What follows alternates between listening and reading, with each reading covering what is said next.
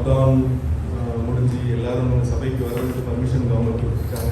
ये लॉकडाउन खत्म करके सभी लोग कलीसिया में आने के लिए जो गवर्नमेंट ने भी आज्ञा दिया है, ஒரு நல்ல காரியம்.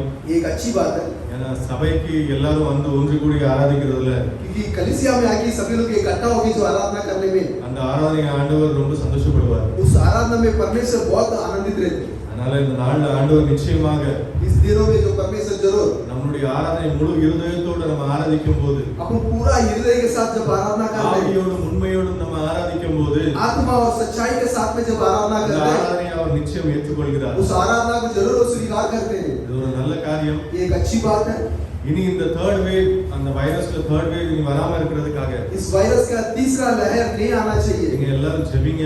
आप सब लोग प्रार्थना कीजिए, நிச்சயமாக ஆண்டவர் அந்த காரியத்தை செய்து கொடுப்பார். जरूर परमेश्वर उस काम को करके देंगे. இந்த சபை ஆராதனைகள் வந்து நம்ம கண்டினியூஸா நடக்கணும். कलीसिया का जो आराधना लगातार चलना चाहिए, அதற்காக எல்லாரும் ஜெபித்துக் கொள்ளுங்க. उसके लिए आप सब कोई प्रार्थना कीजिए. ஆவியோடும் உண்மையோடும் நம்ம ஜெபித்தோமானால் आत्मा और सच्चाई के साथ में आप प्रार्थना करेंगे तो தொழுது கொள்ளுகிறவர்கள் उनको जो कोई नमन करता, அவங்க ஆவியோடும் உண்மையோடும் தொழுது கொள்ள வேண்டும் என்று அந்த யோவான் 4:24 वो சொல்லப்பட்டிருக்கிறது. लोग आत्मा के साथ और सच्चाई के साथ में नमन करने के लिए जो यूनान में कहा गया है. அதனால इसीलिए நம்ம தேவனுடைய பிள்ளைகள் अपन परमेश्वर के बच्चे लोग நம்மளுடைய ஆராதனையும் அப்படிப்பட்டதாக இருக்கணும். अपने लोग की आराधना भी वैसा ही होना चाहिए. இந்த செய்தியாக நம்ம வாசிப்போம். इस संदेश के लिए अपन पढ़ेंगे மார்க் 8வது அதிகாரம் मार्क का 8वां अध्याय 34 ல இருந்து 38 வரை வாசிக்கலாம். 34 से 38 तक पढ़ेंगे.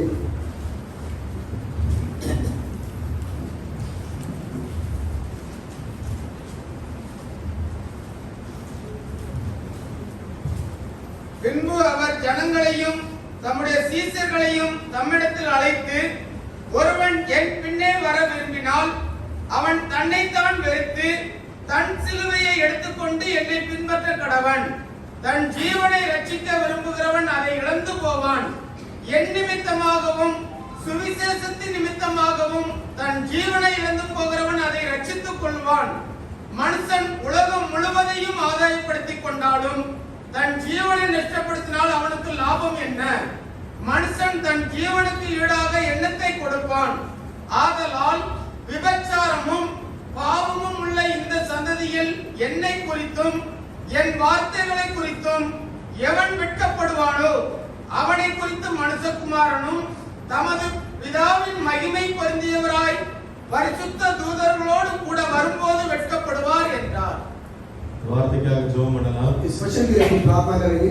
வார்த்தை தேவன் எழுதி கொடுத்த தேவன் இந்த உலகத்துல இருக்கும்போது சொன்ன ஒரு வார்த்தை. ये शब्द जो परमेश्वर जब दुनिया में थे जब बोला हुआ एक शब्द, இந்த வார்த்தையை ஆண்டவர் என்ன நோக்கத்தோடு சொன்னாரோ, इस वचन को परमेश्वर जिस विचार के साथ कहे थे, அந்த காரியங்களை நம்ம புரிஞ்சு கொள்ளணும். उस बातों को अपन समझ जाना चाहिए. நம்முடைய மனக்கண்கள் திறக்கப்படணும். अपने लोग के मन के आँख खुल जाना चाहिए. ஒரு மனமாக एक ही मन से இந்த வார்த்தையை நம்ம தியானத்தோடு கேட்டோம் அப்படின்னா ये वचन को अपन ध्यान के साथ अगर सुनेंगे तो நிச்சயமாக ஆண்டவர் நம்மளோட பேசுவார். जरूर परमेश्वर अपने लोग के साथ बात करते हैं. இஸ்ரவேல் ஜனங்களுக்கு பரலோகத்தில் இருந்த மன்னாவினால் போஷிக்க முடியுமானால் इस्राएली लोग को परलोक से भोजन कर सकते हैं तो அதே தேவன் நேற்றும் இன்றும் என்றும் மாறாத தேவனாக இருக்கிறார். वही परमेश्वर कल और आज उपनाम के लिए ना बदलते हैं. ஆபிரகாம் ஈசாக்கு யாக்கோபுக்கு தேவனாக இருந்தவர், जो अब्राहम इसहाक याकूब पे जो परमेश्वर थे, அதே தேவன் இன்றைக்கும் உயிரோடு இருக்கிறார். वही परमेश्वर आज भी जिंदा है, நம்ம மத்தியில இருக்கிறார். अपने लोग के बीच में है, நமக்கு உள்ளாக இருக்கிறார். अपने लोग के अंदर है.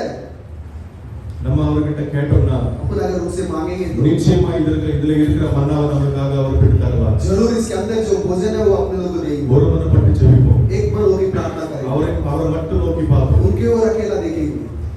உடைந்த பாத்திரம் என்று நீர் எவரையும் சொல்லுவதில்லை. உடைந்த பாத்திரம் என்று நீர் எவரையும் சொல்லுவதில்லை. ஒன்றுக்கும் உதவாதோர் என்று நீர் எவரையும் தள்ளுவதில்லை. ஒன்றுக்கும் உதவாதோர் என்று நீர் எவரையும் தள்ளுவதில்லை. இயேசு மகராஜா எங்கள் நேசா, இரக்கத்தின் சிகரம் நீரே. இயேசு மகராஜா எங்கள் நேசா, இதுவரைக்கும் நீரே. உமது முகம் நோக்கி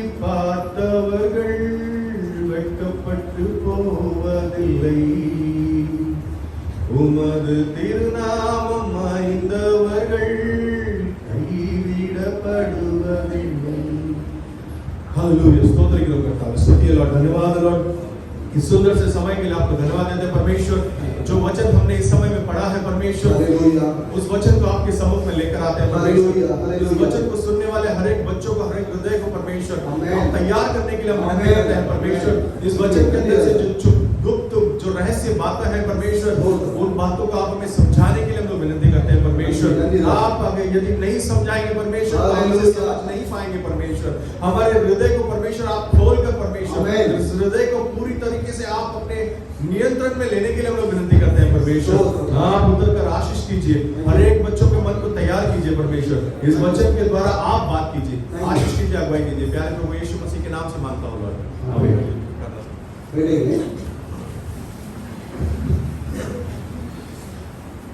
வசனத்தை நம்ம வாசித்ததுல जो वचन अपन पढ़े थे அதுல 34வது வசனத்துல எழுதப்பட்டிருக்கிறது, 34वें वचन के अंदर लिखा गया है, ஒருவன் தன்னைத்தானே வெறுத்து अगर कोई अपने आप को नफरत करके தன் சிலுவையை எடுத்து खुद का क्रॉस को लेकर அவருக்கு பின்னால போகணுமா? उनके पीछे जाना चाहिए। தன்னைத்தானே வெறுக்கணும்। अपने आप को नफरत करना, எதுவரை நம்ம நாமளே வெறுக்கலையோ, जब तक अपने आप को नहीं नफरत कर देता, அவர் அந்த சிலுவையை நம்ம எடுக்கலையோ, उस क्रॉस को नहीं उठा लेता, அதுவரை நம்ம அவருக்கு பின்னால போக முடியாது। तब तक उनके पीछे नहीं जा நம்ம सकता। நாமளே வெறுக்கணும்। अपने आप को नफरत करना, நம்ம இன்னும் உலகத்துல இருக்கோமா?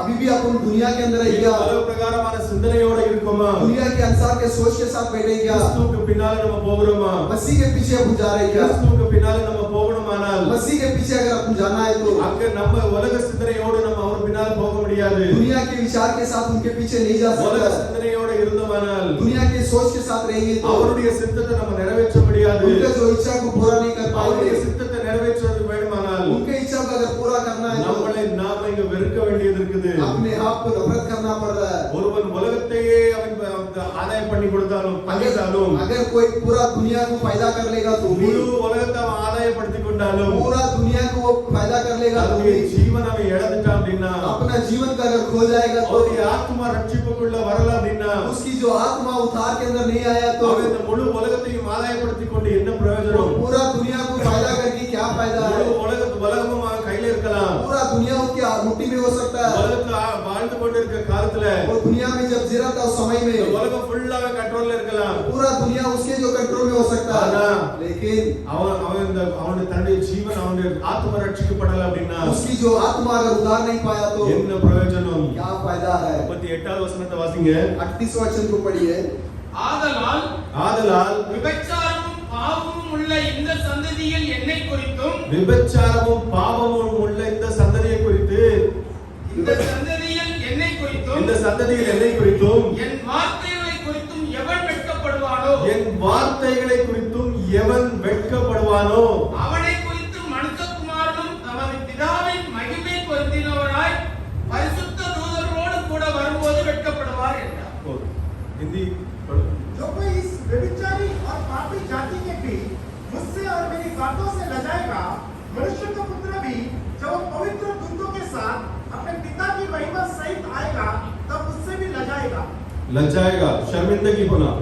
இந்த வந்து பாருங்க, இந்த விபச்சாரமும் பாவமும் நிறைந்த இந்த சந்ததிக்கு முன்னாக देखिए व्यभिचार और पाप भरा हुआ इस संतान के आगे என்னை குறித்தும் என்னுடைய வார்த்தை குறித்தும் எவன் வெட்கப்படுறானோ, मेरे बारे में और मेरे वचन के बारे में जो लचाएगा, தேவனை குறித்து இந்த விபச்சார சந்ததிக்கு முன்னால நம்ம ஏன் வெட்கப்படணும்? परमेश्वर के बारे में इस व्यभिचार संतति के संतान के सामने क्यों लचाना இந்த चाहिए? விபச்சாரமும் பாவமும் நிறைந்த சந்ததி என்னது? ये व्यभिचार और पाप से भरा हुआ संतान क्या है? இங்கிலீஷ்ல அது அடல்டரஸ் ஜெனரேஷன் அப்படி சொல்லி கொடுக்கப்பட்டிருக்கிறது।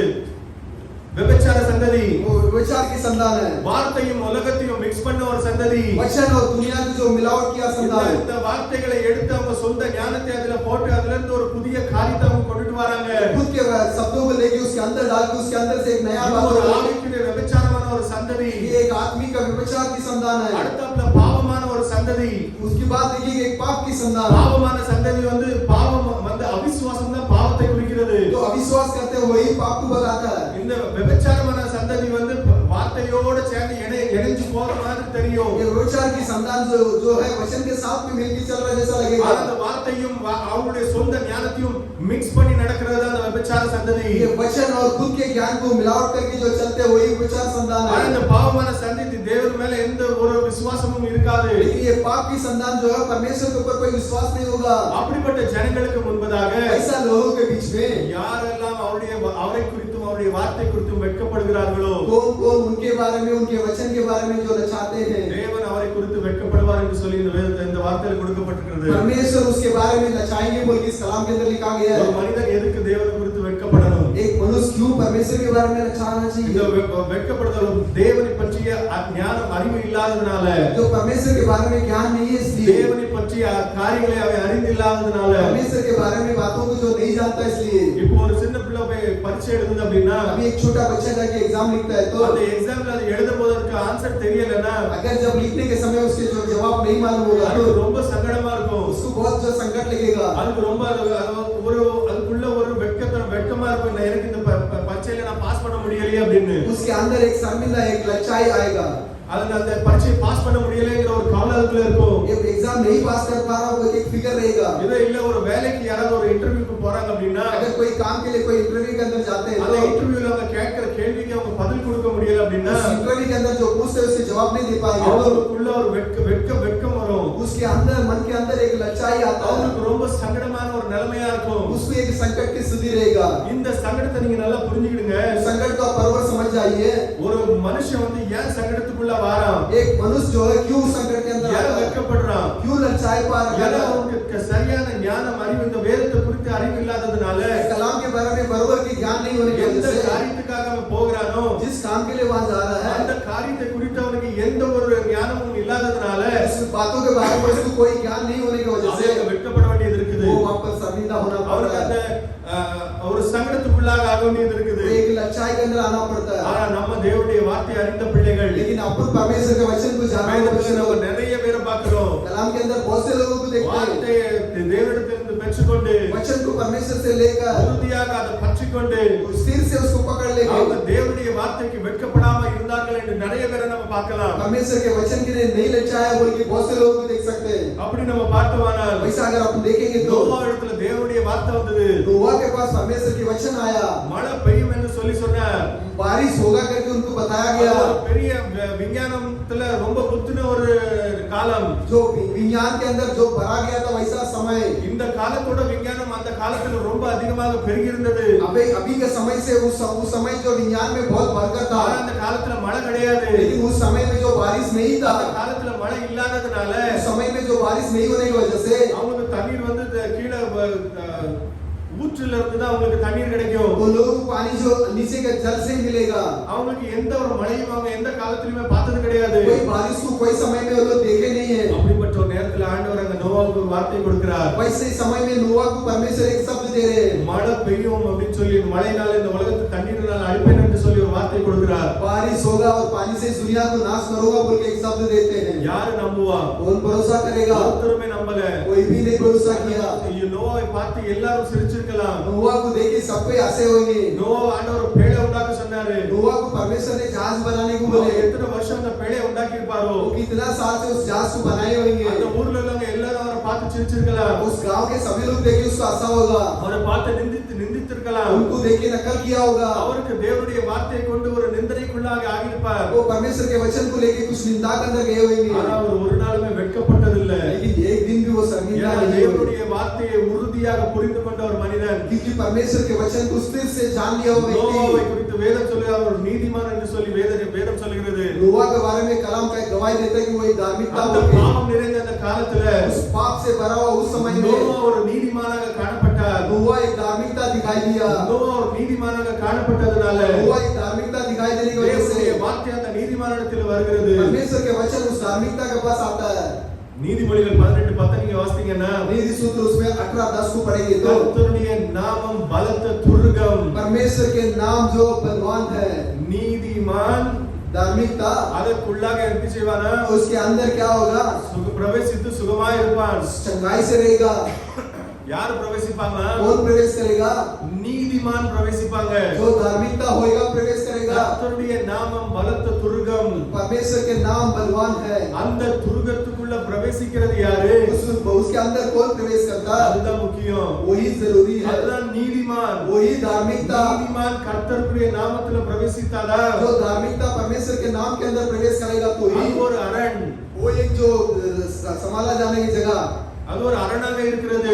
கட் वो एक गढ़ है, அது ஒரு அரணாக இருக்கிறது. वो एक गढ़ है। அந்த அரண் என்ன செய்கிறது? गढ़ क्या करता है? வெளியே உள்ள காரியத்திலிருந்து, बाहर के बातों से, வெளியே உள்ள பாவமான காரியத்திலிருந்து बाहर के दुनिया के पापों அந்த के बातों நபரை से என்ன செய்து பாதுகாக்குது. वो अपने लोग को संभालता है। அது சுகமா நீதிமான் அதுக்குள்ளாக பிரவேசித்து சுகமாக இருப்பான் என்று சொல்லி வேதத்தில் போட்டிருக்கிறது. धार्मिकता उसके अंदर प्रवेश करके चंगाई से रहेगा करके कलाम में लिखा है। நாம நீதிமானாக இருக்கிறோமா? अपन लोग धार्मिकता है क्या? நோவா ஒரு நீதிமான். नोआ एक धार्मिकता। கர்த்தருடைய நாமம் பலத்த துர்கம். परमेश्वर के नाम जो बलवान है, அது அந்த துர்கத்துக்குள்ள நம்ம பிரவேசிக்கணும். उसके अंदर, उस गढ़ के अंदर अपन प्रवेश करना है। அந்த அரணுக்குள்ளாக நம்ம பிரவேசிக்கணும். उस गढ़ के अंदर अपन प्रवेश करना है। நம்ம பாட்டு கூட படிப்போம். अपन जो गीत गाते हैं, ராஜாவின் அரண்மனைக்குள்ள எப்போதும் சந்தோஷம் என்று சொல்லி நம்ம பாட்டு படிப்போம். राजा को महलों के अंदर हमेशा आनंदित करके गीत அந்த गाते हैं। அரணுக்குள்ள நம்ம பிரவேசிச்சோம் அப்படின்னா उस घर के अंदर अपन अगर प्रवेश करने அங்க के तो எந்த துக்கமோ கிளேசமோ எதுவுமே கிடையாது. उसके अंदर कोई दुख या कोई संकट नहीं है, அங்க எப்பொழுதும் சந்தோஷம் தான். वहाँ पर हमेशा आनंदित है। அந்த பிரசன்னத்துல நம்ம இருந்தோம் அப்படின்னா उस प्रसन्नता के अंदर अपन रहेंगे तो பாவம் நம்மளை நெருங்க முடியாது. पाप अपना नजदीक नहीं आ सकता। அந்த பிரசன்னத்துக்குள்ளாக நம்ம எப்போதும் இருக்கணும். उस प्रसन्नता के अंदर अपन लोग हमेशा அந்த रहना चाहिए। அபிஷேகத்துக்குள்ளாக நம்ம எப்பொழுதும் இருக்கணும். उस अभिषेक के अंदर अपन हमेशा रहना चाहिए। நோவா அந்த அபிஷேகத்துக்குள்ளாக இருந்தார். नोआ उस अभिषेक के अंदर था। தேவனுடைய அந்த வார்த்தையை உறுதியாக பற்றிக்கொண்டார். परमेश्वर का उस वचन को उसने से पकड़ लिया था। தேவனுடைய வார்த்தையை நேராக பெற்ற ஒரு மனுஷனாக இருந்ததனால परमेश्वर के शब्द को सीधाई से पाया हुआ व्यक्ति होने की वजह எந்த से காரியத்தை குறித்து அவர் பயப்படல. और कोई बात के बारे में वो डरा नहीं। எத்தனையோ பேர் நிந்திச்சிருப்பாங்க. बहुत से लोग निंदा किया ஆனா होगा, அவர் வெட்கப்படல. लेकिन वो शर्मिंदा नहीं हुआ। அவர் எந்த பிரகாரமான சங்கடத்துக்குள்ளேயும் வரல. वो कोई तरह के संकट के अंदर नहीं गया।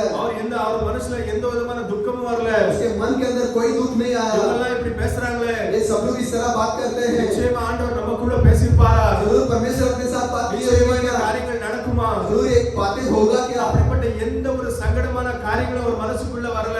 ऐसा कोई संकट के बातें उसके मन में नहीं आया, ஏன்னா அவர் தேவன் கொடுத்த அந்த வார்த்தையில உறுதியாக நின்றார். क्योंकि परमेश्वर ने दिया वो शब्द में वो स्थिर से थे। தேவனுடைய வார்த்தை, தேவனுடைய நாமம் பலத்த துருகம். परमेश्वर के नाम बल गढ़ है। அந்த துருகத்துக்குள்ள நம்ம பிரவேசிக்கணும். उस गढ़ के अंदर अपन प्रवेश करना है। ஆபிரகாமும் அதே மாதிரி தான். अब्राहम भी वैसा ही है। தேவனிடத்திலிருந்து வாக்குத்தத்தம் பெற்ற ஒரு மனுஷன். परमेश्वर से वाचा पाया हुआ एक व्यक्ति, நான் ஒரு உற்பவ காலத்து திட்டத்துல வந்து मैं एक समय में आकर நான் உனக்கு ஒரு குழந்தையை கொடுப்பேன் அப்படின்னு சொல்லி ஆண்டவர் அங்க ப்ராமிஸ் பண்ணியிருந்தார். मैं तुझे एक बच्चा दूंगा करके परमेश्वर ने वाचा किए थे। அந்த வாக்குத்தத்தம் நிறைவேறதுக்கு 25 வருடங்கள் கடந்து போயிடுது. वो वाचा पूरा होने के लिए 25 साल बीत गया था। இத்தனை 25 வருடங்கள்ல யாரெல்லாம் என்னெல்லாம் சொல்லிருப்பாங்க? इस 25 सालों के अंदर कौन कौन क्या क्या कहा होंगे? சாராளுக்கு எவ்வளவு நிந்தனையை சகிச்சிருப்பா? सारा जो है कितना निंदाओं को उठाई होगी, எத்தனையோ நிந்தைகளை சகித்து बहुत से निंदाओं को सहन करके எத்தனையோ பேர் எத்தனையோ விதமாக பேசியிருப்பாங்க. बहुत से लोग बहुत तरह बात किए ஆனா होंगे, அவர் வெட்கப்படல. लेकिन वो लोग लज्जाए नहीं। தேவன் எனக்கு ஒரு வாக்குத்தத்தத்தை கொடுத்திருக்கிறார். परमेश्वर मुझे एक वाचा दिए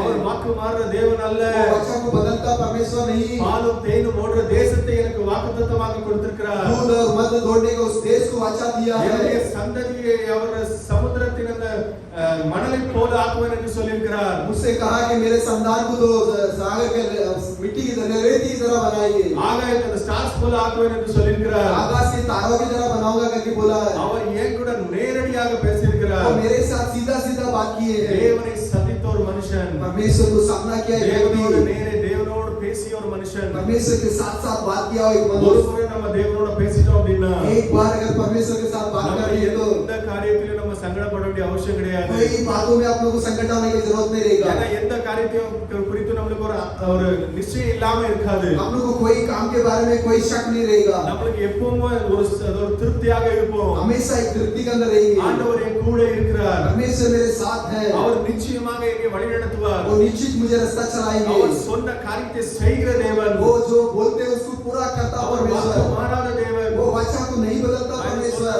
உலக பிரகாரமான காரியத்துக்கு இருக்கலாம், वो दुनिया के अनुसार की बात नहीं हो सकता, ஆனா உலக பிரகாரமான காரியத்துக்கு மேற்பட்டு वो दुनिया के अनुसार की बात से बढ़कर நம்ம எல்லாரும் ஆவிக்குரிய பிள்ளைகள். अपन सब कोई आदमी के बच्चों நம்ம को, இங்கிருந்து வர்ற ஒவ்வொரு வார்த்தைகளையும் अपन यहाँ से आने वाला हर एक शब्दों को ஆவிக்குரிய விதமாக நம்ம யோசிக்க வேண்டியது இருக்குது. आत्मिक के अनुसार अपने को सोचना அது पड़ेगा। ஆவிக்குரிய ரீதியாக நீங்க ஏற்றுக்கொள்ளுங்க. उसको आत्मिक रीत में अपने अपना लीजिए। உலக பிரகாரமான ஆசீர்வாதங்கள் நிச்சயமாக நமக்கு வரும். दुनिया के अनुसार की आशीष से जरूरत तो आएगा, ஆனா நம்மளுக்கு ஒரு வேலை இருக்குது. लेकिन अपने लोग के लिए एक काम है।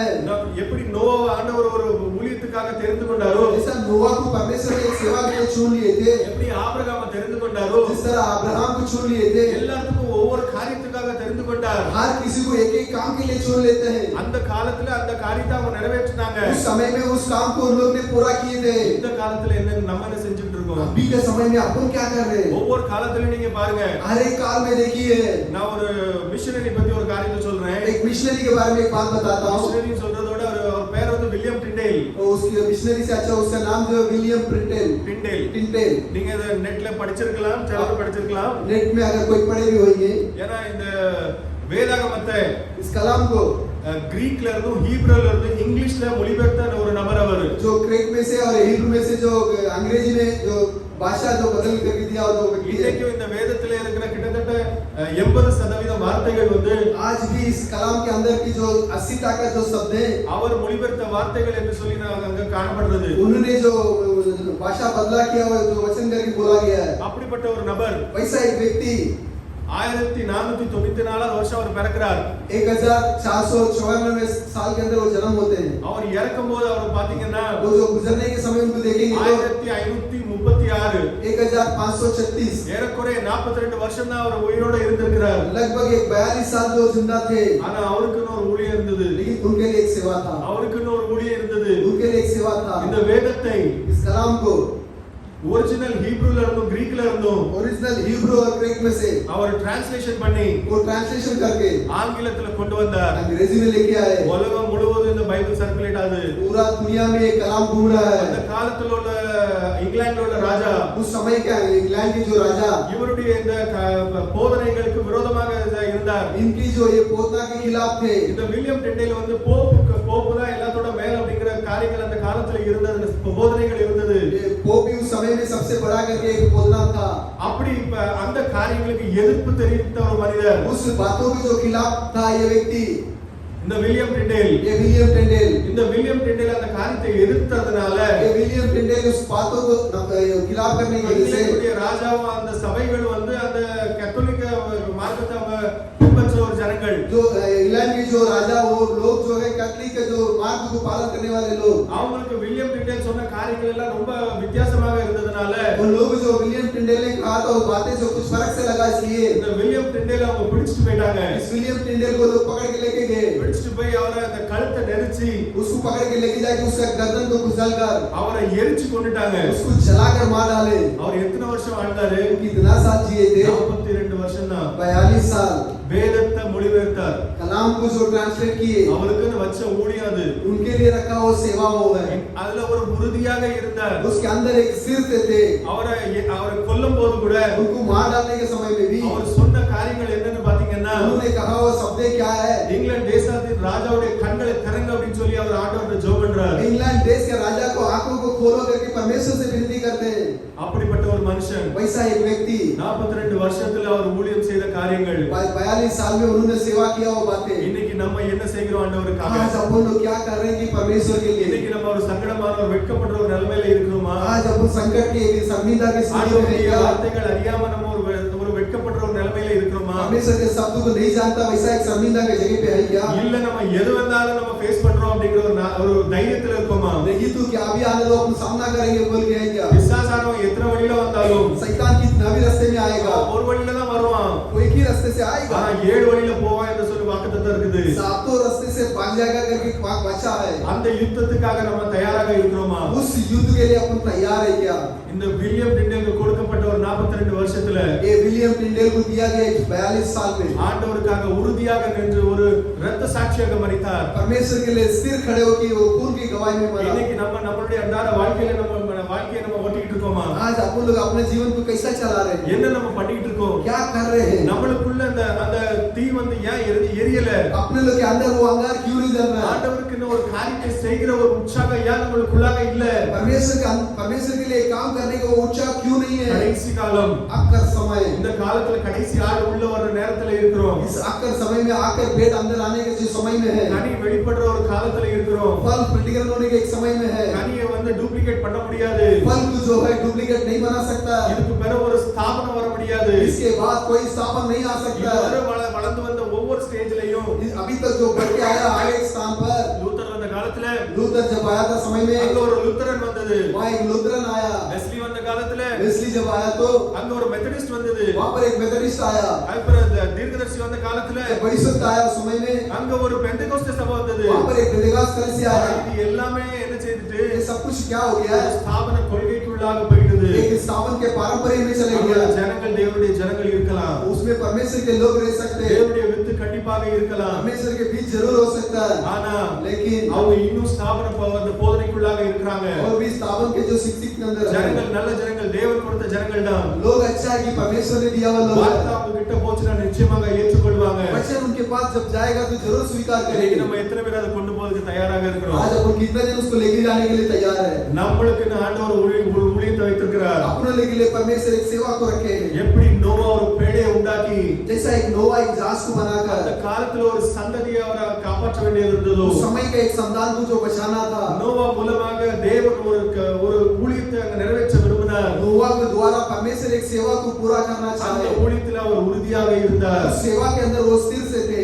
இன்னைக்கு நம்ம எவ்வளவு உறுதியாக இருக்கிறோம்? आज अपन सब पे कितना स्थिर में है. சிம்சோனை பாருங்க. सिमसोन को देखिए. சிம்சோன் வாழ்ந்தது சிறிய காலம்தான். सिमसोन जो जिया थोड़ा समय, ஆனா பெலிஸ்தியர்களுக்கு விரோதமாக தேவன் வல்லமையாக பயன்படுத்தினார். लेकिन फिलिस्तीयों के खिलाफ परमेश्वर उसको सामर्थ्यवान यूज किया है. ஒரு தாடை எலும்பை எடுத்து एक जो हथेला को लेकर, जबड़ा चपला को लेकर, கதை ஜபடா गधे की चपला, அவர் தாடை எலும்பு ஒரு கழுதை கூட தாடை எலும்பை எடுத்து एक गधे की जो चपला को लेकर அவர் எத்தனையோ ஆயிரம் பிலிஸ்தியர்களை அவரை அடித்து கொன்றார். कितने हजारों फिलिस्तीयों को मार डाला. பிலிஸ்தியர்கள் ஆயிரக்கணக்கில் கொண்டு குவிச்சிருக்கிறார். तो फिलिस्तीयों को हजारों लोगों को मार कर ஒரு इकट्ठा कर दिया. மனுஷனால அதை பண்ண முடியுமா? एक मनुष्य ऐसा कर सकता क्या? அவருக்குள்ளாக தேவனுடைய அந்த அபிஷேகம் இருந்ததனால, तो उसके अंदर परमेश्वर के अभिषेक रहने की அந்த वजह से, நசரேயனுக்குள்ள அந்த அபிஷேகம் இருந்ததனால नसरेन के उस अभिषेक रहने की वजह से தேவன் வல்லமையாக எடுத்து உபயோகப்படுத்தினார். परमेश्वर सामर्थ्य से उसको यूज किया है. சாம்சன் எப்பொழுதும் அந்த அபிஷேகத்தை இருக்கிற ஒரு மனுஷன். जो हमेशा जो उस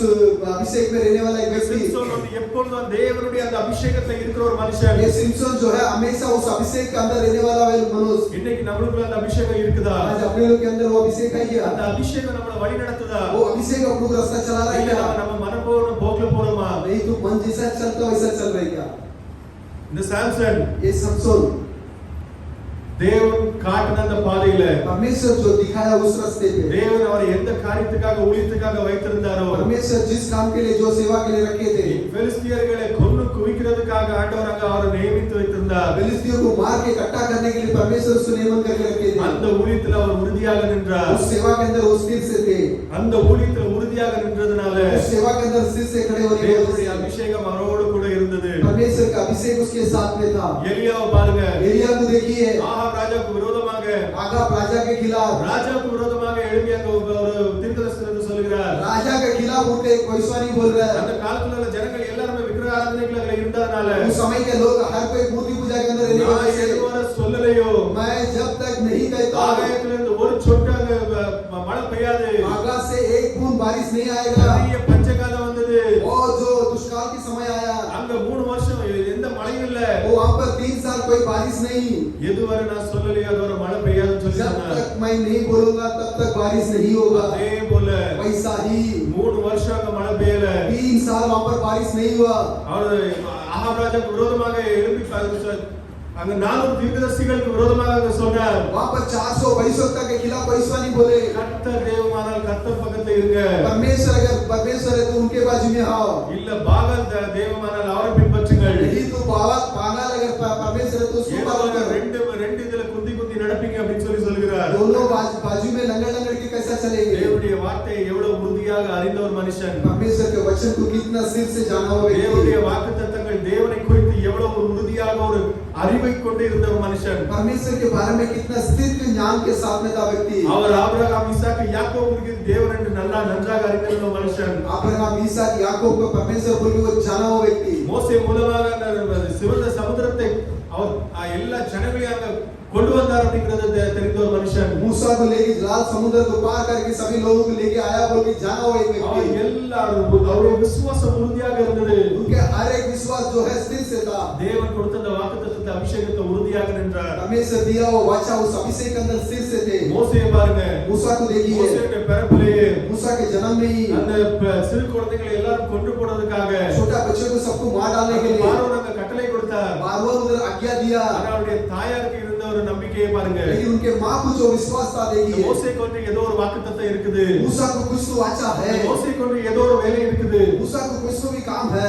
ஆண்டவர் ஏதோ ஒரு வேலையை வச்சிருக்கிறார் परमेश्वर மோசேக்கு. कुछ तो भी काम रखे मूसा के लिए. இந்த குழந்தையை நான் எப்படியாவது காப்பாற்றணும். इस बच्चों को भाई कैसा तो भी संभालना है. அந்த குழந்தையை காப்பாற்றுறா. वो बच्चों को जो बचाती है, அங்க யார் எப்படி காப்பாற்ற முடிஞ்சது? उसको कैसा बचा पाई? ஒரு வாக்குத்தத்தம், एक वाचा, தேவனை குறித்த ஒரு நம்பிக்கை, परमेश्वर के बारे में एक தேவன் भरोसा, மேல உள்ள ஒரு நம்பிக்கை. परमेश्वर के ऊपर का एक भरोसा. அவன் வெட்கப்படல. वो शर्मिंदा नहीं हुई, அவன் எந்த ஒரு சங்கடத்துக்கும் வரல. कोई संकट के अंदर नहीं आई. பார்வோனுக்கு தெரிஞ்சுனா என்ன ஆகும்? पार्वोर अगर जान लेगा तो क्या होगा? என்னுடைய உயிரை எடுத்துவானே. मेरे जान को ले लेगा. எந்த காரியத்தை குறித்து அவன் கவலைப்படல. कोई चीज के बारे में जो फिक्र नहीं की. மோசே குறித்து ஏதோ ஒரு காரியம் ஆண்டவர் செய்ய போகிறார். मूसा को लेके कुछ परमेश्वर करने जा रहे அந்த हैं. காரியத்தை நிச்சயமாக செய்து முடிப்பார். उस काम को जरूर करेंगे. அந்த கண்ணோட்டத்திலே அவ இருந்துட்டா. उस विचार में वो रह गई. அதுபோல மோசே வளர்ந்து வந்த பிறகு ऐसा मूसा जो बढ़कर आया, எத்தனையோ அற்புதங்களை ஆண்டவர் செய்தார். बहुत से अद्भुतों को परमेश्वर ने किया. பார்வோனுக்கு முன்னால எத்தனையோ அற்புதங்களை செய்தார். पार्वोन के आगे बहुत से अद्भुतों को किए. ஆனா பார்வோன் அங்க விடுறதாக இல்ல. पार्वोन वहां पर छोड़ नहीं रहा. வாதைகளை கொண்டு வந்தார். जो बीमारियों को लेके आया, அவளைகள் वंदது. जो मेंढक आया, பூச்சிகள் வந்தது. जो कीड़ा आया, அதுக்கு பிறகு தண்ணீர் எல்லாம் ரத்தமாக மாறினது. उसी बात पानी देके तो खून बदल गया. ஆனா அங்க பார்வோனுடைய மனசு வந்து அங்க இழகவில்லை. लेकिन पार्वोन के मन पिघला नहीं. ஆனா மோசே लेकिन मूसा இத்தனை அதிசயங்கள் செய்த பிறகும் इतना अतिशय करने के बाद பார்வோன் தேவனுடைய ஜனங்களை விட மாட்டேங்கிறாரு. पार्वोन परमेश्वर के लोगों को नहीं छोड़ रहा है. சொல்லி ஒரு சங்கடத்துக்குள்ளாக வரல.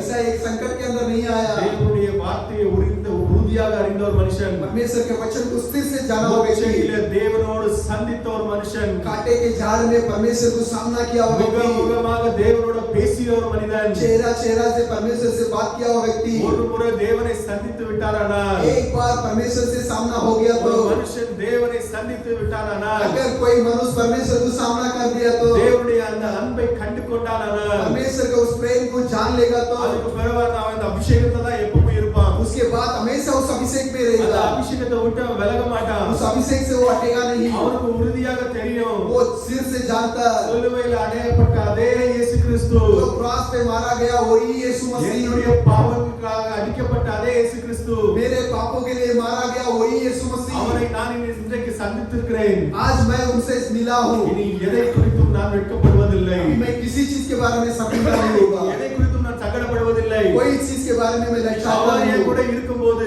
वो जब मेरे साथ में है, கிறிஸ்து நம் பக்கம் இருக்கும்போது, मसीह अपने बाजू रहने के நமக்கு समय விரோதமாக நிற்பவன் யார்? अपने लोग के खिलाफ कौन खड़ा होगा? அந்த அபிஷேகம் நம்ம கிட்ட இருந்தானா वो अभिषेक अपने पास होएगा तो அந்த ही காரியத்தை நம்மளால சொல்ல முடியும். उस बात को अपन कह இந்த पाएंगे, வார்த்தையை நம்மளால செயல்படுத்த முடியும். उस शब्द को अपन काम कर सकता है. இல்லனா नहीं तो ஒரு வார்த்தையாக நம்ம ஒரு வசனமாக அதை படிச்சுட்டு போயிட்டே இருக்க வேண்டியதா. वचन के रूप में पढ़ते चलते रहेंगे. செயல்பாட்டுல வரும்போது जब क्रिया में जब அந்த आएंगे, காரியத்துக்கு விரோதமான ஒரு காரியத்தை தான் நம்ம செஞ்சுக்கிட்டு இருப்போம். उस बातों के खिलाफ का काम को करते रहेंगे. இன்னைக்கு நம்ம வெட்கப்பட வேண்டிய அவசியம் இல்ல. आज अपन शर्मिंदा होने की जरूरत नहीं है. முகமுகமாக தேவனோட தரிசித்த ஒரு சந்திப்பு இருந்ததுன்னா चेहरा से उनके जो सामना रहेगा, நம்ம எந்த விதமான காரியத்துக்கு வெட்கப்பட வேண்டிய அவசியம் கிடையாது. तो कोई तरह के बातों के लिए शर्मिंदा होने की जरूरत नहीं है. கோலியாத்துக்கு முன்பதாக நிக்கும்போது दावीद राजा जब गोलियत के सामने जब खड़ा था, சவுலுடைய முழு சேனையும் जो சவுலுடைய முழு சேனையும் साउल का पूरा जो सेना அங்க கோலியாத்துக்கு முன்னால நடுங்கிட்டு இருக்காங்க. गोलियत के आगे कांप रहे हैं. அங்க பெரிய பெரிய வீரர்கள் இருக்காங்க சவுலுடைய சேனையில. वो साउल के सेना के अंदर बड़ा पहलवान है, ஆனா அவங்களால அந்த கோலியாத்தை போய் வீழ்த்த முடியல. लेकिन वो गोलियत को नहीं गिरा पा रहे. கோலியாத் பெரிய ஒரு ஜெயண்டாக இருக்கிறான். तो गोलियत एक बड़ा राक्षस है. அந்த ராட்சசனுக்கு முன்பதாக वो राक्षस के आगे அவங்களுக்கு ஒரு பயம் கொடுத்துட்டது. वो लोग एक डर होने लग गया. வார்த்தையில உறுதியாக இல்ல. वचन में स्थिर नहीं है. அந்த விருத்த சேதனம் பண்ணாத ஒரு மனுஷன் वो जो सुन्नत नहीं किया हुआ एक बलिष्ठी, எப்படி நம்மளுடைய தேவனுடைய நாமத்தை அவன் தூஷிக்கலாம்? वो कैसा अपना परमेश्वर के नाम का दूषण அந்த करता है। நிச்சயம் அவன்கிட்ட இல்ல. वो बात उनके अंदर नहीं है। அந்த வார்த்தை எப்படி அவனை வீழ்த்துவது? वो उसको कैसा अपन गिराएंगे? அந்த நிச்சயம் அவன்கிட்ட இல்லாததுனால वो निश्चित उनके पास नहीं होने की वजह से எல்லாரும் அவங்க சங்கடப்பட்டு, वो लोग सब संकट उठाकर, எல்லாரும் வெட்கப்பட்டு, सब पैसे लचा कर, ஒரு முழு சேனையும் அங்க ஒளிய வேண்டிய ஒரு நிலைமை வந்துச்சு. पूरा सेना जो छुपने की स्थिति आ गया। ஆனா அந்த தாவீது வர்றாரு பாருங்க. लेकिन वहां पर दावीद आता है, ஒரு சின்ன பையன் தான், एक छोटा से लड़का, ரொம்ப பெரிய வீரன்லாம் கிடையாது. बहुत बड़ा सिपाही नहीं है। காட்டுல அந்த ஆடுகளை மேய்ச்சிட்டு இருக்க காலத்துல அங்க சேனைக்கு போறான். वो जंगल में जो भेड़ चला रहा था उस समय में सेना में जाता है। தன்னுடைய அண்ணமாருக்கு அங்க சாப்பாடு கொண்டுட்டு போறதுக்காக போறான். अपने भाइयों के लिए भोजन लेके जाता है। ஒரு சின்ன பையன் தான், वो एक छोटा से लड़का, கையில ஒரு தடி இருந்திருக்கலாம். हाथ में एक डंडा था होगा। ஆடு மேய்க்கிறவங்க கிட்ட அதிகபட்சம் அவ்வளவுதான் இருக்கும். जो भेड़ चलाते हैं उसके पास ज्यादा तो वही रहेगा। ஆனா लेकिन அங்க போய் நிக்கும் போது वहां जाके जब खड़ा था, அந்த கோலியாத் அங்க அவனுக்கு விரோதமா அங்க பேசும்போது वो गोलियत उन लोगों के खिलाफ जब बात कर रहा அந்த था, தாவீது கேட்கிறார். वो दावीद सुन रहा है। அந்த தாவீது கேட்கும்போது दावीद सब सुना, இது யாரோ கர்த்தருடைய நாமத்தை தூஷிக்கிறாங்க. बोले कि परमेश्वर के नाम को दूषण करता है। விருத்த சேதனம் பண்ணாதவன் கர்த்தருடைய நாமத்தை எப்படி தூஷிக்கலாம்? वो जो सुन्नत नहीं है वो कैसा परमेश्वर का नाम को दूषण நீங்க कर ஏன் सकता है? இதுக்கு பயப்படுறீங்க? आप लोग क्यों से डर रहे हैं? அவனுக்குள்ளாக ஒரு கொந்தளிப்பு. उसके अंदर एक तड़प, ஆனா இவங்க எல்லாரையும் பார்த்துட்டான். वो ये सबको देख लिया, இவங்க எல்லாரும் பயப்படுறாங்க. ये सब कोई डरते हैं। ஆனா அவனுக்கு ஒரு அனுபவம் இருந்தது. लेकिन उसको एक अनुभव था। காட்டுல ஒரு சிங்கம் வந்து அவனுடைய ஆட்டுக்குட்டியை கொண்டுட்டு போகும்போது जंगल के अंदर सिंगा आके उसके भेड़ को लेके जा रहा था। அந்த சிங்கத்தை விரட்டி பிடிச்சு அந்த சிங்கத்தை கொன்னு वो सिंगा को दौड़ा कर पकड़ के उसको मार डालते தன்னுடைய हैं। ஆட்டுக்குட்டியை மீட்டு கொண்டுட்டு वो வரான். अपने भेड़ को छुटा कर लेके आ रहा இன்னொரு है। நேரம் ஒரு பேர், एक जो बालू, அந்த பேர் வந்து அந்த ஒரு ஆட்டுக்குட்டியை கொண்டுட்டு போகும்போது बालू आके जो उसको भेड़ को लेके जा रहा था, அவன் அதையும் விரட்டி அடிச்சு वो उसको भी भगाकर தன்னுடைய ஆட்டுக்குட்டியை மீட்டு கொண்டுட்டு வரான். अपने भेड़ को जो छुटकारा लेके आ रहा है। வனாந்தரத்துல தேவனோடு சந்தித்த ஒரு மனுஷன், जो जंगल में परमेश्वर सामना किया हुआ व्यक्ति, எப்பொழுதும் தேவனை துதித்துக் கொண்டே இருந்த ஒரு சிறு பையன், हमेशा परमेश्वर को स्तुति करता था, एक छोटे से लड़का, எப்பொழுதும் அந்த வனாந்தர அனுபவம் உள்ள ஒரு மனுஷன், जो जंगल का अनुभव था वो व्यक्ति, அந்த ஆட்டுக்குட்டியை மேய்த்துக் கொண்டே இருக்கும்போது वो भेड़ को जब चला रहा था, கர்த்தர் மேய்ப்பராக இருக்கிறார். परमेश्वर एक चलवा है, தாழ்ச்சியடையே मैं नमता नहीं होगा। அப்படிப்பட்ட அனுபவங்கள் பெற்ற ஒரு மனுஷன் वैसा अनुभव को पाया हुआ एक मनुष्य அவன் எந்த ஒரு காரியத்துக்கும் பயப்பட போறது கிடையாது. कोई बात के लिए डरता नहीं है। தேவனுடைய பிரசன்னத்துக்குள்ளாக இருந்த அனுபவம் பெற்ற ஒரு மனுஷன், परमेश्वर के प्रसन्नता के अंदर रह के अनुभव पाया हुआ व्यक्ति, கோலியாத்துக்காக ஒரு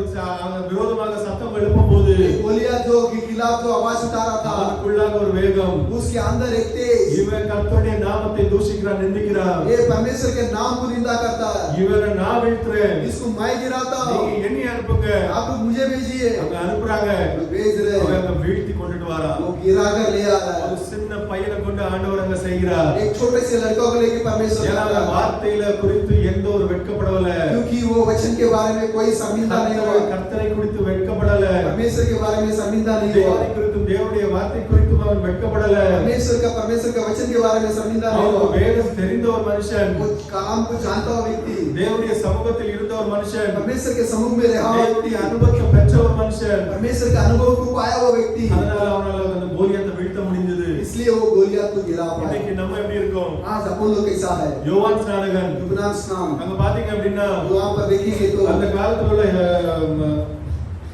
ஹேரோத் उस समय का जो हेरोद, அவர் வந்து தன்னுடைய சகோதரனுடைய மனைவியை அவர் எடுத்துக்கொண்டார் அப்படின்னு சொல்லி அவருக்கு விரோதமாக தீர்க்கதரிசனம் சொல்ல, நீ செஞ்சது தப்பு அப்படின்னு சொல்லி சொல்கிறார். हेरोद जो अपने भाई के पत्नी को ले लिया इसलिए वो गलत है करके उससे बोलता है। அவர் தைரியமாக ராஜாவுக்கு விரோதமாக சொல்றார். वो धैर्य से राजा के खिलाफ वो बोलता है। राजा, वो एक राजा है, நினைச்சிருந்தாருன்னா உடனே கொண்டு போட்டிருக்கலாம். अगर सोचे होंगे तो ताबड़तोड़ मार डालता ஆனா है, யோவானுக்கு எந்த பயமும் இல்ல. लेकिन यूहन्ना को कोई डर नहीं है। வார்த்தையில தப்புனா தப்புதான், वचन में गलत है तो गलत है, வார்த்தைக்கு விரோதமாக செஞ்சிட்டோம் அப்படின்னா அது தப்புதான், தவறுதான். वचन के खिलाफ अगर वो करता है तो गलती है। அதுல அவர் உறுதியாக இருந்தார். उसके अंदर वो स्थिर से மாம்சத்தை தான் பிசாசால அழிக்க முடியும், ये मांस को शैतान नाश कर सकता है, ஆனா அதுக்குள்ளாக இருக்கிற அந்த ஆவி ஆத்மா लेकिन उसके अंदर जो है आत्मा और प्राण அது தேவனுக்குரியது, वो परमेश्वर का है, அது பரிசுத்தமாக இருக்குதா, वो पवित्र है क्या? क्या அது அபிஷேகம் பெற்றிருக்கிறதா वो अभिषेक पाया क्या யோவான் அந்த காரியத்தில் अभिषेகம் பண்ணப்பட்ட ஒரு மனுஷன் यूहन्ना उस बातों के अंदर अभिषेक पाया हुआ व्यक्ति வார்த்தையில உறுதியாக இருந்த மனுஷன் वचन के अंदर स्थिर सा मनुष्य தவறுன்னு தெரிஞ்ச உடனே गलत जानते ही அந்த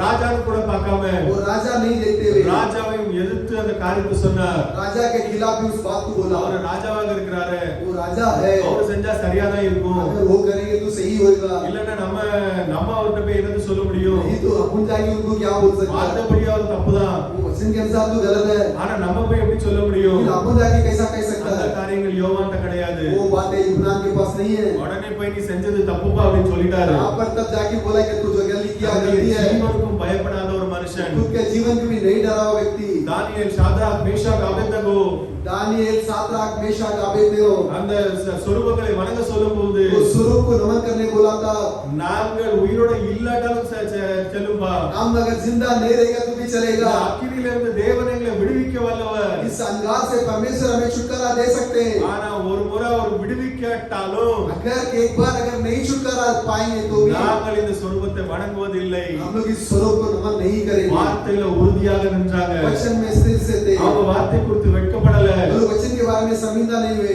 ஏன் வெட்கப்படல क्यों नहीं शर्मिंदा हुए வார்த்தையை உறுதியாக அறிஞ்சிருந்தாங்க वचन को स्थिर से जाने हुए थे வார்த்தை குறித்து அவங்களுக்கு எந்த ஒரு பயமும் கிடையாது वचन के बारे में कोई डर नहीं है ஆண்டவருடைய அபிஷேகத்தை ஒரு மனுஷன் பெற்றிருந்தானா परमेश्वर का अभिषेक को एक व्यक्ति पाया होगा तो உலகத்துல எந்த காரியத்தை குறித்து அவன் பயப்பட மாட்டான் दुनिया के अंदर कोई बातों के लिए वो ஏன்னா डरेगा नहीं அதிகபட்சமாக இந்த ஜீவன் தான் போகும் ज्यादातर तो क्या जाएगा तो अपना जीवन இது जाएगा வந்து ஒரு கோட் ये இது ஒரு கோட் தான் இந்த சரீரம் வந்து ஒரு கோட் தான் ये शरीर जो जीव ये जो एक कोट है எப்படி நம்ம வீட்ல போய் அந்த பழைய துணிகளை நம்ம கழட்டிட்டு வேற துணி போடுறோமோ जैसा घर पे जाके कपड़ा निकाल के तो दूसरा कपड़ा पहनते அதே हैं போல தான் இது वैसा ही है அந்த மரணம் அப்படிப்பட்ட ஒரு காரியம் தான் वो तो ऐसे एक बात है இந்த இந்த இந்த மரணம் இந்த மண்ணு வந்து இந்த மண்ணுக்கு தான் போகும் ये मिट्टी जो मिट्टी के अंदर ही जाएगा ஆனா அதுக்கு உள்ள இருக்கிற அந்த ஆத்மா लेकिन उसके अंदर जो है आत्मा அது மேல போகுமா वो ऊपर जाएगा அது பரலோகத்துக்கு போவதற்கு தயாராக இருக்கிறதா और लोग भी जाने के लिए तैयार में है क्या அதுல நம்ம எப்படி உறுதியாக இருக்கிறோமா उसके अंदर अपन सिर से है क्या அதுல நம்ம அபிஷேகம் பெற்றுக்கிறோமா उसके अंदर अपन अभिषेक पाए क्या ரோமர் 12 இரண்டாவது வசனத்தை வாசிங்க रोम का 12 दूसरा वचन में आइए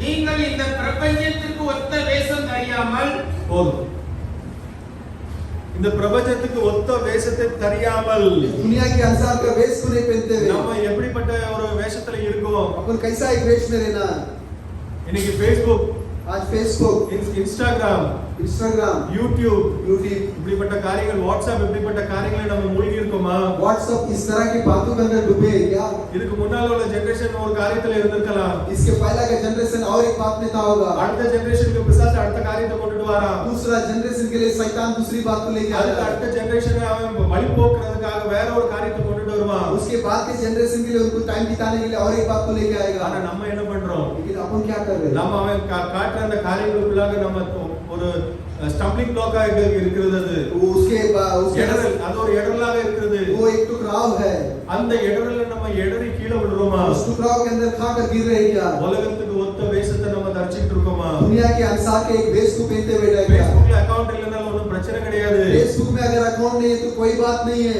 அங்க நம்மளுக்கு அக்கவுண்ட் இல்ல वहां पर अपने अकाउंट नहीं है நம்ம வாழ்ந்து பிரயோஜனம் கிடையாது अपन जी कर फायदा नहीं है நம்மளுடைய வாழ்க்கை अपने लोग के जीवन தேவனுடைய காரியங்களுக்காக இருக்கணும் परमेश्वर के कामों के लिए होना चाहिए தேவனுடைய காரியங்களை நிறைவேற்றுவதற்காக இருக்கணும் परमेश्वर के कामों को पूरा करने के लिए தேவனுடைய होना வார்த்தை चाहिए குறித்து நம்மளுக்கு வெட்கப்பட வேண்டிய அவசியமே கிடையாது परमेश्वर के वचन के बारे में शर्मिंदा होने का जरूरत नहीं தேவனுடைய है காரியத்தை குறித்து நமக்கு எந்த சங்கடமும் பட அவசியம் கிடையாது परमेश्वर के बातों के लिए कोई लज्जायत होने का ஆனா जरूरत நம்ம नहीं है உலகத்துக்கு ஒத்த வேஷத்தை தரிச்சிட்டு இருந்தோம்னா लेकिन दुनिया के अनुसार के एक वेश को पहनते रहेंगे तो நம்ம எப்படி தேவனுடைய காரியத்துக்குள்ளாக இருக்க முடியும் अपन कैसा परमेश्वर के बातों के अंदर रह நம்ம सकते हैं இன்னும் இந்த உலகத்துக்குரிய காரியங்கள் இருந்தோமானால் अभी भी अगर दुनिया की बातों में रहेंगे तो இன்னும் இன்ஸ்டாகிராம்ல எத்தனை லைக்ஸ் வருது और भी इंस्टाग्राम में कितना जो लाइक्स आता है இன்னும் Facebookல எத்தனை லைக்ஸ் வருது फेसबुक के अंदर कितना जो चाहत आता நம்முடைய है சிந்தனைகள் இன்னும் உலக பிரகாரமான காரியங்களுக்குள்ளாக தான இருக்குது இருக்குது आपने लोग के सोच अभी भी दुनिया के अनुसार के बातों में है தேவனுடைய क्या? காரியங்களுக்குள்ளாக நம்ம எப்போ வரப்போறோம் परमेश्वर के बातों के अंदर अपन कब आएंगे? தேவனுடைய அந்த அபிஷேகத்துக்குள்ளாக எப்படி வரப்போறோம் ये परमेश्वर के अभिषेक के अंदर कैसा ஒரு आने वाला है? மனுஷன் தேவனுக்குள்ள அபிஷேகத்துக்குள்ள எப்பவும் இருக்கணும் एक मनुष्य जो परमेश्वर के अभिषेक के अंदर हमेशा होना ஏன்னா चाहिए, பிசாசானவன் நம்மள தான் சுத்திட்டே இருக்கிறான் क्योंकि शैतान जो अपने बाजू में ही फिर रहा है, எப்படியாவது விழுதட்டணும் कैसा तो भी गिराना है, எப்படியாவது விழுதட்டணும் कैसा तो भी गिराना है। நம்மளுடைய முயற்சினால நம்மளுடைய நீதினால நம்ம அதை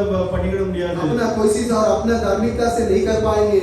கர்த்தருடைய நாமம் பலத்த துருவம் இப்ப நம்ம பார்த்தோம் परमेश्वर के नाम बलवान नाय करके अपन कलाम में நீதிமான் देखें। அதுக்குள்ளாக பிரவேசிப்பான்னு பார்த்தோம் जो धार्मिकता उसके अंदर प्रवेश करेगा அந்த देगा, நீதிமான் வந்து நம்மளுடைய நீதி கிடையாது वो धार्मिकता अपने लोग के धार्मिक नहीं है, நம்மளுடைய நீதி அழுக்கும் குப்பையும் கந்தையுமாக अपने இருக்கிறது लोग का धार्मिकता और कचरा और गंदगी है।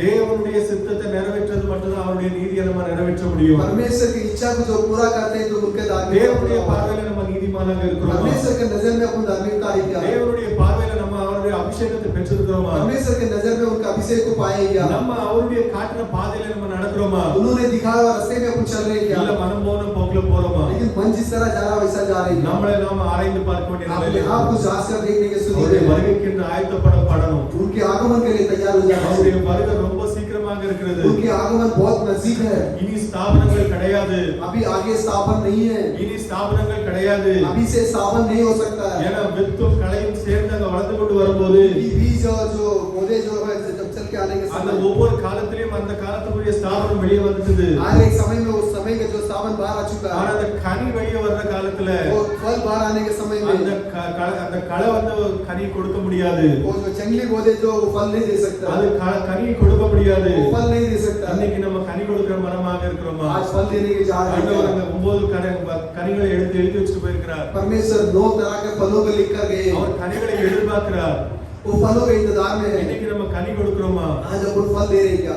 நம்ம கனி கொடுக்கிற ஒரு மரமாக இருக்கிறோமா अपन एक फल देने वाला एक झाड़ है क्या? ஆண்டவர் கிட்ட நீங்க நெருங்குங்க परमेश्वर के नजदीक आइए, நிச்சயமாக ஆண்டவர் உதவி செய்வார் जरूर जरूर परमेश्वर मदद करेगा। கர்த்தருடைய நாமத்தை மேம்படுத்துவார் परमेश्वर के नाम का विधवा